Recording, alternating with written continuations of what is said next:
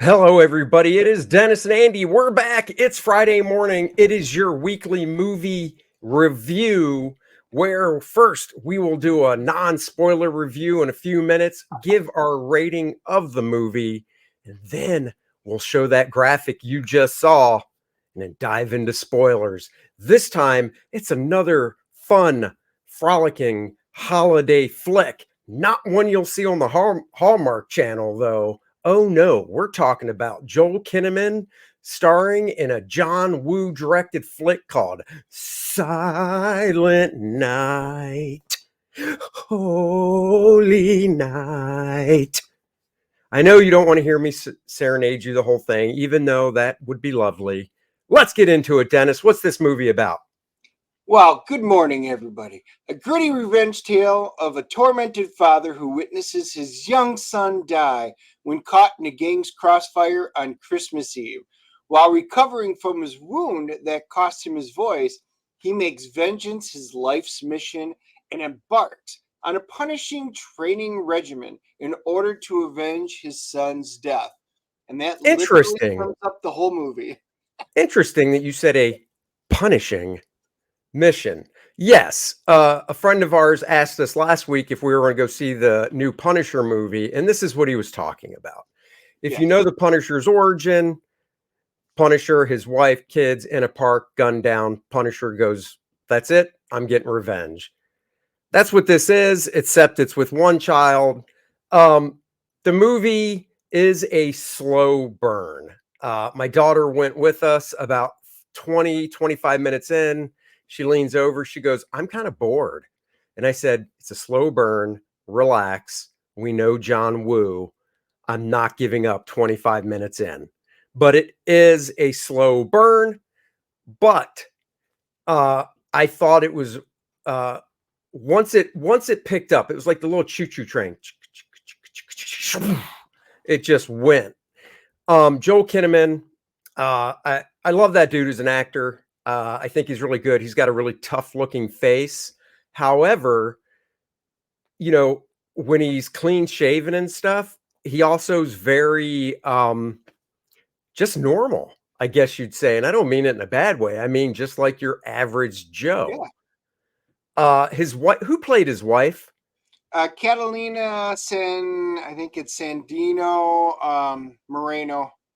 Okay. Um, I know I've seen her in something, but Yeah. for the life of me, I couldn't remember what. But yeah, she plays his wife, and didn't know the young actor that played the son, but he was kind of adorable. He was adorable. I mean, he wasn't in it much, obviously. Um, the thing about this movie being called Silent Night, you could also call it silent film. There really wasn't dialogue. I mean, after, once again, non-spoiler part, after Joel Kinnaman's character Brian is shot in the throat, he can't speak. So him and his wife just text each other. I thought it was a little weird because I don't know. I mean, I would think you'd want to try and keep some type of normalcy. So if I could speak and, for instance, Dennis couldn't, something I wish for when we do fulfillment on core draft, yakety yakety, Dennis. Um, uh, I would still be like, "Hey, bro, can you do this?" Or, and then he would obviously have to text back, but the dude's not deaf. Yeah, two thoughts about that. So what he means by that is there are zero of the primary characters that utter a word throughout this entire movie. There is words in the movie by CB radios where it's the police band, or there's music Correct. from lyrics that are playing on the radio in the background. One of the bad guys is, gargling something out. But other than that, none of the characters actually say anything. Hence, I think the movie why they went with Silent Night, which is an interesting concept, making it basically a silent film. However, I think that really detracts from some of the stuff that you could do. Like, I wanted to see a scene in there where maybe Joel Kinnaman's character needed to yell at a police officer or somebody to save him, and he couldn't. Give me some of that. Oh my God, because I can't speak, I have to do something outrageous in order to try and save somebody because I can't use my voice. And that was missing from this movie. and I think it detracted from it. It was interesting. I like what they did, but I think they set it up more as just a plot device than, I don't know. something integral in the movie. We didn't obviously talk about that last night, that point, but I don't know about that, and here's why. So this happens, everything goes down bad on Christmas Eve.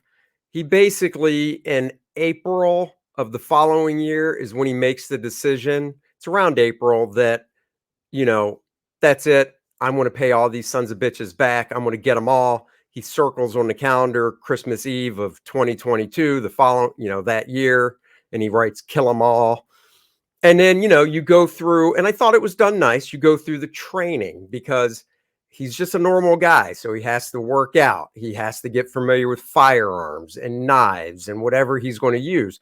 And I thought they did a really nice job doing that. But to get back to your point about Christmas Eve that night, so like 8, 9 months later, when he's going out doing all this stuff, I don't know. It's been 9 months. Well, it's been a year technically of him not being able to speak. So maybe he's just used to it. And I see Yeah, what you're I saying. know, but they No, I, didn't I bring anything into it. I mean, and they could have built up something. The one thing I'm going to say about this movie, the action when it's there, it's really good. They do like the 80s montage. So if you want to call it the hero's journey, they do a nice job of showing that he's really an average guy who doesn't know how to do anything, and he spends all of this time doing it where he still screws up, which is neat. yeah. And, but I think they really missed the boat on a lot of this. The action scenes are John Woo, and it feels like a John Woo movie. Oh yeah. And this gave me the impression of Thomas Jane's Punisher, which is why when they were asking about that, I kind of see why, because those are the vibes I got from that particular one. I know not everybody's favorite version of Punisher, but this is what it really kind of felt like. And it had its moments, and there were other moments where, like you said, it's a slow burn, but slow burn means it's slow, but it ends up being It, good. it doesn't, It, yeah, it doesn't it mean can't it's be a bad bad. movie It's if it's a slow you burn. and you have to pick up on things during that slow burn. Yeah, It's you have to pay attention to details. Um, One of the things, and we'll talk about what it is in the spoiler section, but if you know John Woo, to me, there's a couple things John Woo is known for in his movies, and he didn't let us down. We'll tell you that in the spoiler section. Let's yeah, CGC this puppy. I mean, there's really not much more to talk about. The story's pretty basic, yeah. like we said, and we can get into more details in the spoiler section. Dennis, you go first. I believe I went first last week. I am giving this a 6.5. It's solid. I still recommend it. It is phenomenal seeing John Woo back in America doing a film. I enjoyed it. I think it was missing a few elements, but overall, still worth going for. And yeah, John Woo, when he hits though on some of that stuff, he really hits. He does. I'm actually giving a 7.0, so we aren't that far apart. 7 out of 10, 6.5 out of 10. It's not bad. Is it big screen? You got a big enough TV, you're good to go. What are we looking at for IMDb, Rotten Tomato? Do they have stuff? Yeah, IMDb is at a 5.9. Bastards. And the critics are giving it a 60% on Rotten Tomatoes, and the audience is giving it a 49% on Rotten Oh, Tomatoes. damn. Audience lower than critics. Well, you know what then? Let's dive into the spoiler part of the show. If you don't want to hear spoilers about Silent Night, thank you for watching. Please like, subscribe, and share to the channels. And 3, 2, 1, spoiler time. Um, so the movie actually starts off, which I thought was a nice way to do it, right in the middle of you could say the action on the December 24th, where Joel Kinnaman has his Christmas sweater on. He's running down the street. And the one clue that you know that his son was already shot is it's a really tight close up of him running, and you see his hands by his midsection. You're not even seeing his face yet, and his hands are bloody. So right there, you're like, oh crap, his son was already shot. So I see what they're doing. They're going to set up him probably getting shot and stuff. And then at some point in the movie, flash back to what happened. And, it was interesting. He's chasing down, obviously, his son was shot in a drive-by by these gang members. The movie takes place in Texas. And he chases him down. We're not going to get into super detail, even though it's spoiler. Let's just say the head leader gangbanger of the big gang in this part of Texas. Of course, it's a bald guy with tattoos and stuff, because why wouldn't it be? He basically gets Kinnaman cornered, and Kinnaman's on the ground against the fence or something, and he pulls out his gold looking gun. John Woo, very John Woo. Can't just be a regular gun. The main guy's got to have something that's special looking. And this is where this is one of the first things I thought when he did this. Obviously, he wants to off Joel Kinnaman's character. He shoots him in the throat. Well, I mean, he's close. He's like 3 feet away from him. What? This dude is a pro gangbanger to the nth degree. Why you're not doing just a straight up headshot? If you think I'm going to shoot him in the throat and let him bleed out and suffer, okay. But if you really want to make sure he dies, you would go for the head. So I mean, it should be double tapping. I mean, anybody who watched Zombieland knows you double tap everything just to make sure. He aimed for the throat. It didn't make you. It was plot armor that they had to do. Totally. And, there were aspects of this, like I said, that reminds me, John Woo, Face Off, a Broken Arrow, and there are some real good pieces to it. The problem with Silent Night is we are decades away from the 90s, and this was very much a complete throwback to the 90s John Woo kind of stuff. And that's cool, and I have always enjoyed those type of movies, but the audience and things have progressed where we need a little more, especially when you have things like John Wick and, even that movie that came out of nowhere, Nobody, the same thing about a guy, only this winds up being a regular guy. It was great seeing it all, but I think we were all wanting a little more out of this. The action sequence is the one you were going to talk about. I think we talk about it. Is it the stairwell scene? No. The very John Woo thing I was going to bring up was, and I was waiting for it. John Woo just has a thing, or maybe I'm misremembering. I do remember it in Face Off with a guy putting on a trench coat, the trench coat, or something, and it like there's wind and stuff. Now he didn't go that extreme, but there is a scene where Joel Kinnaman puts on his trench coat, and it gets a little flutter to it, and it makes sense. It wasn't over exaggerated. Like, you didn't look at it and go, where'd that big gust of wind come from? It's just how he did it. And then he pulls off a cover to a motorcycle, very kind of John Woo-esque. The stairway scene you're talking about, Kinnaman's basically armed up with 2 handguns and a sawed-off shotgun or riple. I don't know which one it is. And then he made this homemade grenade as well, tripwire. And he's going up. He has to basically go from ground level to the top floor of this building where the bad guy is. And it's just, guys are coming out of the woodwork, shooting at him. He's shooting back. Now, he does have a vest on. Joel Kinnaman takes some beating in this movie, which I thought was nice. It wasn't just, oh, he trained for 9 months and he never gets shot. Oh no, he takes a freaking beating multiple times in this movie. We didn't actually discuss this beforehand. Are we actually going to talk about how it actually ended, or no? No, because for those that wanting it, if we do that, it literally takes out all the mystery, what little bit there is. Yeah. Okay. So now go ahead. Yeah, I was going to say, as it got towards the end, the problem was, for me, this film, it had glimpses of greatness. and it's a cool experiment. It's an idea, trying to do it silent. It just didn't quite work. There were so many aspects when, especially when it was going, you're like, oh, that was cool. Some of the death scenes, hitting a pole while attached to the side of the car, you're just like, oh, I mean, there were a number of them where they were just really well done. And overall, the action scenes were fantastic. Realistic, no, but and again, the thing with John Woo is, and I was kind of joking throughout the movie.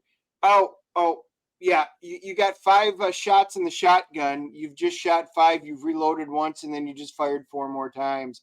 Um, John Woo's never been one for dropping clips and counting rounds and doing all of that. Most of the time in his movies, his guns endlessly fire. This was kind of along those veins, so I guess we could call it a wooism. Yeah. But it overall, at least it was enjoyable. The scene though that I'm talking about, this the stairwell, it's like a big circular almost staircase going down, close Yeah. combat scenes. That is all stuff that when the police officer, the detective that winds up coming to help him, that whole scene winds up being very enjoyable. And like I said, it is John Woo to the extreme on it. It that part was really well done. Yeah. Overall, guys, I'm just gonna say I thought it was a solid enough movie to go see. I'm glad we did.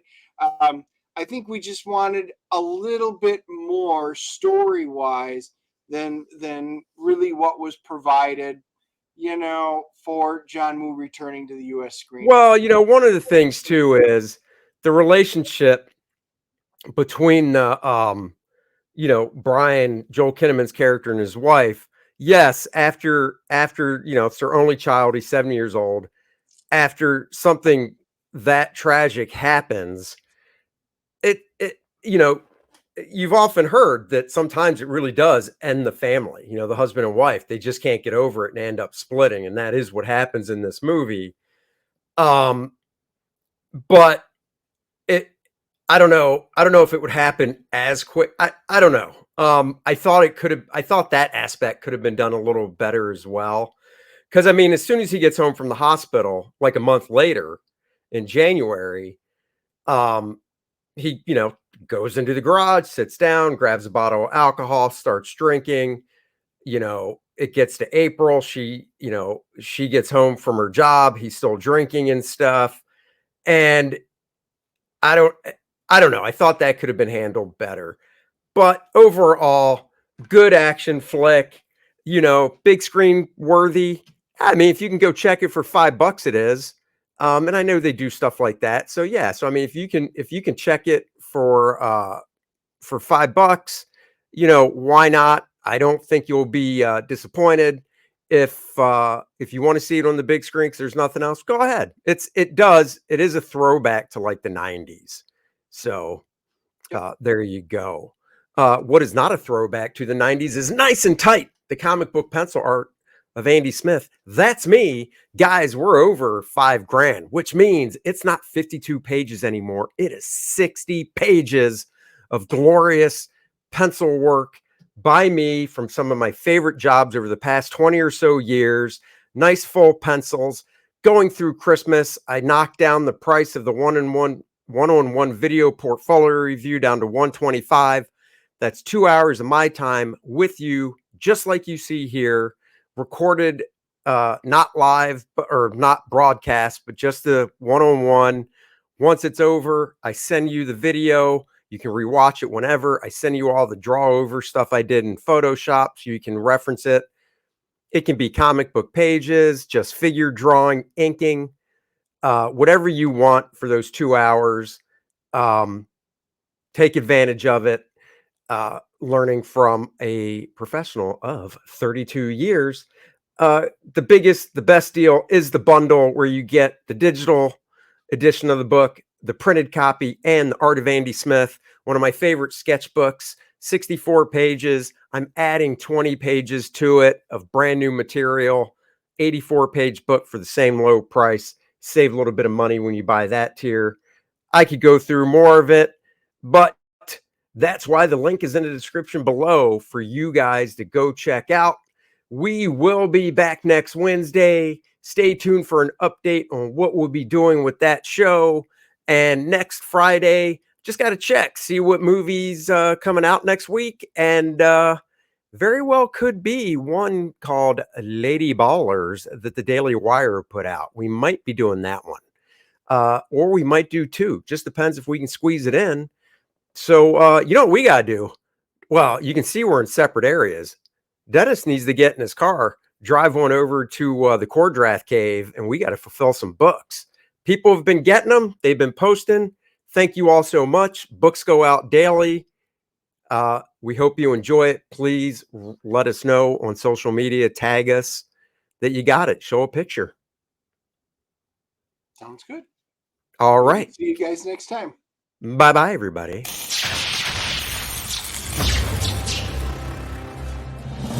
Nice and Tight, the comic book pencil art of Andy Smith. That's me. This book features 52 pages of some of my favorite full pencils that I did for other companies over the past 2 decades.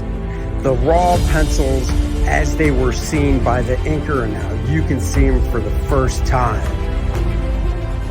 This book also comes in a digital format so you can practice your inking in your favorite program. Back it today.